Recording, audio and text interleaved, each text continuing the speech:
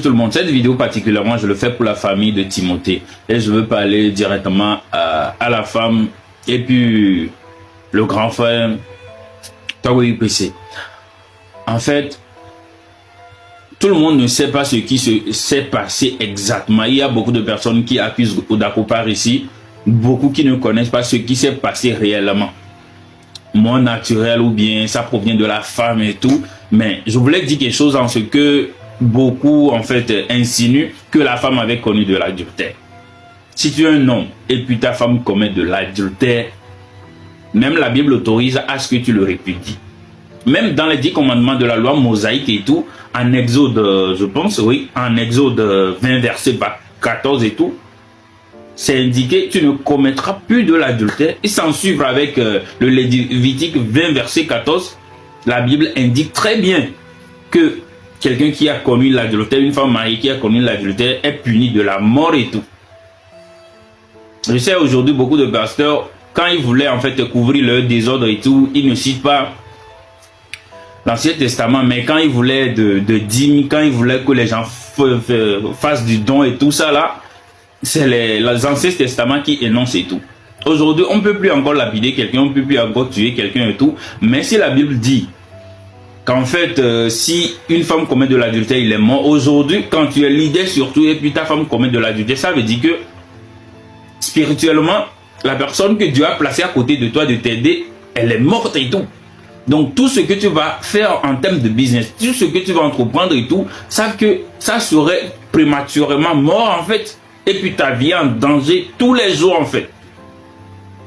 Beaucoup se croient dangereux et tout, et puis il s'en va prier, dit que non, Dieu a déjà pardonné, alors que la loi de Dieu, c'est pas la loi des hommes. C'est vrai, en Nouveau Testament, Jésus avait prôné la repentance et tout, quand en fait les pharisiens demandent Jésus, la loi mosaïque dit qu'on devait lapider les femmes adultères, qu'est-ce que vous dites et tout. Donc il leur dit, la personne qui n'a jamais péché de jeter la première pierre. Mais ensuite de ça, vous savez ce qu'elle a dit à la femme? Femme, va et ne pêche plus. Il ne l'a jamais pris comme ses disciples. Il dit va et ne pêche plus. Ça veut dire que Jésus l'a mis à côté. Il l'a mis à part. Indirectement, Jésus l'avait répudié. Il prône l'amour et la repentance. Si tu es un homme, ta femme commet de l'adultère, la Bible est claire dessus. Seulement dans la Bible, une seule personne, je pense prophète Osée, de manière prophétique, Dieu lui-même lui a dit de reprendre sa femme. De manière, ça c'est des cas particuliers. T'es chrétien, ta femme commet de l'adultère, la Bible autorisait de la répudier. Donc j'aimerais dire par là, si c'est que cette femme-là a commis de l'adultère, ça a été vraiment dangereux pour la famille. Et puis, il faut que nous, la jeunesse, en fait, on tire de conseils, nous, surtout nous qui sommes des chrétiens et tout, si ça arrive, faut directement répudier. En aucun cas, tu reprends une femme qui en fait a commis de l'adultère en fait. En aucun cas. Donc repose en fait en paix notre frère. Il nous a beaucoup assisté, que ce soit psychologiquement et tout. Des fois tu es en dépression ou bien tu traverses un truc et tout, tu tombes sur sa vidéo et puis ça te remonte la morale. C'est pas ce genre de personnes qui devaient nous quitter si tôt et tout. Donc repose en paix son âme et tout. Et puis en côté argent et tout. Si en fait la femme, c'est elle qui l'assiste au temps précis et tout, l'argent qu'on avait cotisé, et puis elle va manger dedans, elle va faire des trucs de la famille dedans avant d'aller à l'hôpital et tout ça là, donc tout ça là, faut laisser. Et aussi, il y a une chose qu'on ne devait pas oublier. Des fois, il y a des familles qui n'aiment pas leur belle-fille. Il y a des familles qui n'aiment pas leur belle-fille, et puis ils ont des spéculations.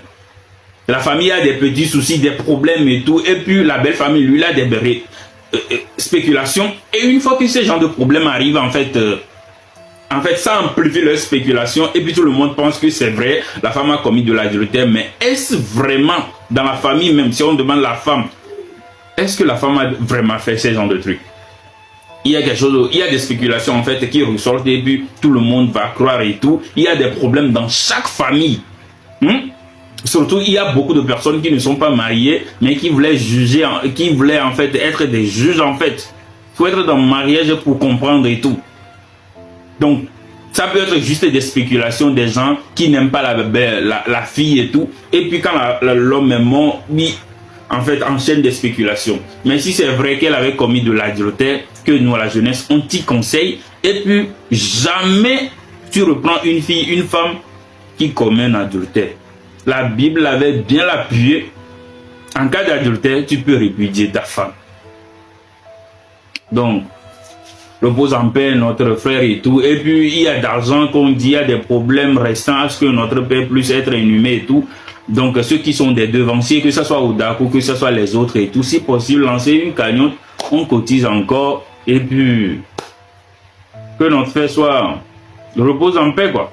Merci beaucoup et bonne journée à tout le monde. Ciao.